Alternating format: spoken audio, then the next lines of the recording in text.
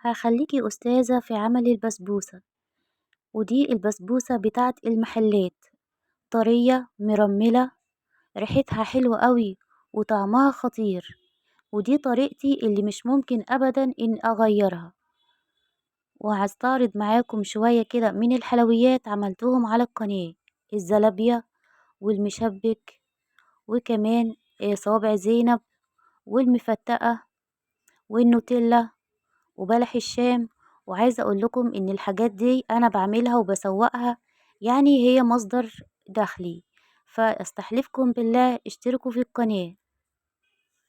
معايا رشة بسيطة خالص من الملح، ومعايا معلقتين كبار من عسل النحل او معلقتين كبار من عسل الكلوكوز، ومعايا ربع معلقة صغيرة خالص من البيكنج باودر، ومعلقة كبيرة مليانة هرميا من دقيق المخبوزات، ومعلقتين كبار من جوز الهند، ومعايا من المكسرات فول سوداني، ممكن تحطي بندق أو لوز أو عين جمل. معايا كمان كوباية من اللبن وبدرجة حرارة المطبخ، ومعايا كوباية من السمنة البلدي بدرجة حرارة المطبخ. معايا ربع كوباية من المية، وبنفس الكوباية نص كوباية من السكر الحبيبات، ومعايا نص كيلو من دقيق البسبوسة. وهي دي كل مقادير البسبوسة. معايا بقى صينية حجمها 28 سنتي، بطنتها كده بالسمن البلدي، اديتها حقها وزيادة بصراحة، ما بخلتش عليها علشان البسبوسة يبقى طعمها حلو قوي وكمان ريحتها جميلة. وفي طبق بقى، وهبتدي احضر المواد الجافة، وهنزل بنص كيلو من الدقيق البسبوسة، وهنزل عليه كمان بمعلقتين كبار من جوز الهند، وهنزل عليه بمعلقة كبيرة مليانة هرميا كده من دقيق المخبوزات. وما تنسيش تحطي ربع معلقة صغيرة خالص من البيكنج باودر، ورشة ملح صغيرة جدا. وهنسمي الله بسم الله الرحمن الرحيم، وهنبتدي نقلب المواد الجافة تقليبة كويسة جدا. ويلا بينا نعمل الكراميل. اللهم صل على النبي. وفي حلة كده، وهنزل بنص كوباية من السكر الحبيبات، وهنزل عليها بربع كوباية من المية.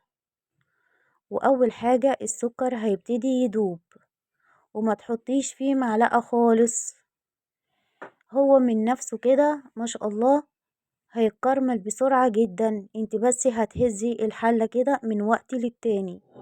وأول حاجة طبعا هيبتدي يدوب يديكي اللون الأبيض، وبعد كده هيديكي اللون الأشقر، وبعد كده هيديكي اللون الذهبي.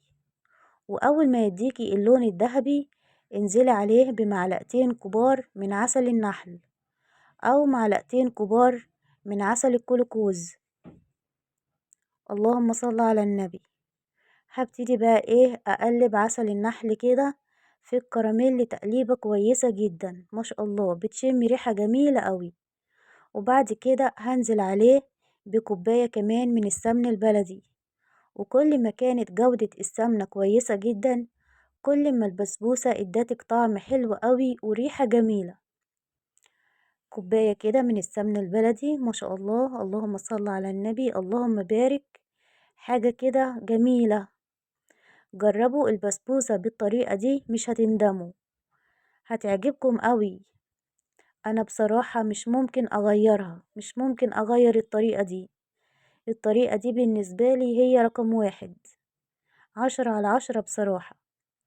هبتدي اقلب السمنة البلدي، وبعد كده هنزل عليها بنفس الكوباية كوباية من اللبن، واللبن يكون كامل الدسم كمان وبدرجة حرارة المطبخ علشان الكراميل ما يكتلش منك. عشان يفك بسرعة حطي المواد السايلة على الكراميل بدرجة حرارة المطبخ. وابتدي كمان حطي عليها الدقيق، ما شاء الله اللهم بارك. بصي بقى علشان المقادير على المسطرة، ما شاء الله اللهم بارك. العجينة معاكي لا هي ميمية ولا هي تقيلة زيادة عن اللزوم، ما شاء الله مقاديرنا على المسطرة. وخطوة مهمة جدا بقى، اوعي تعجني، انت بتقلبي بس. لو عجنتي العجينة هتديكي عرق وهتبقى عاملة زي العيش. احنا ما بنعجنش، احنا بنقلب زي ما بنعمل صوابع زينب، وقلتلكم قبل كده ان احنا برضو ما بنعجنش صوابع زينب، احنا بنلم العجينة بس، لو تفتكروا يعني. هبتدي بقى ايه، اجيب العجينة واحطها كده في الصينية افردها، وبعد كده بالخلة وهبتدي اقطعها. عايزة اقول لكم كمان ان الفرن شغال من قبل ما احط الصينية ب5 دقايق، والصينية هتاخد في الفرن كده تسوية من 20 دقيقة لحد 25 دقيقة. طبعا هنحطها في الرف اللي فوق، وما تكونش في الرف اللي تحت ولا في الرف اللي في النص، في الرف اللي فوق علشان تستوي سوا كويس كده.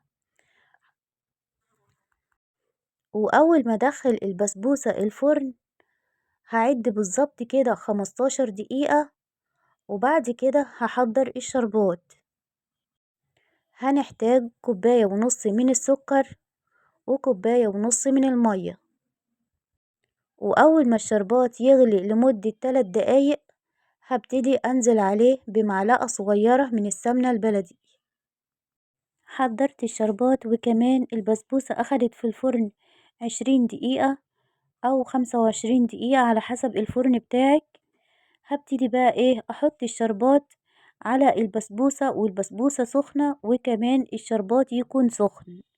لازم تحطي الشربات على البسبوسة وهي سخنة، والشربات هو كمان سخن، بأكد عليكي علشان تبقى طرية كده وتديكي نتيجة كويسة.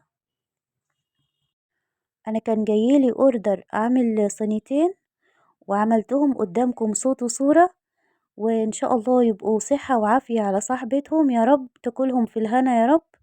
وعايزاكم انتوا كمان تجربوهم، وبأمر الله هيعجبوكم قوي.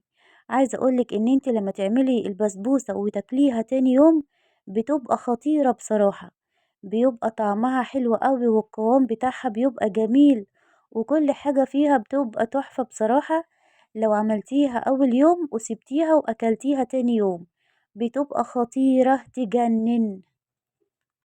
نص كيلو البسبوسة هيعمل صينية 28 سنتي.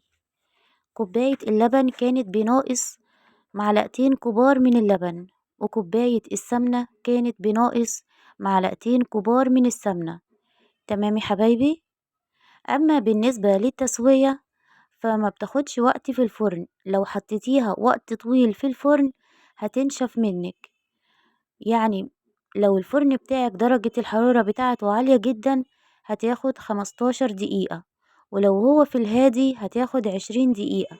لكن أنا بستبعد بصراحة 25 دقيقة دي، ده لو الفرن هادي جدا طبعا، وكل واحد عارف درجة الحرارة بتاعة الفرن بتاعه. استحلفكم بالله حطوا لايك للفيديو واشتركوا في القناة، قناة جديدة وبأمر الله تكبر بيكم وليكم. جربوا البسبوسة دي هتعجبكم قوي، وشيروا الفيديو لأصحابكم وحبايبكم. صحة وعافية عليكم، ومع ألف سلامة.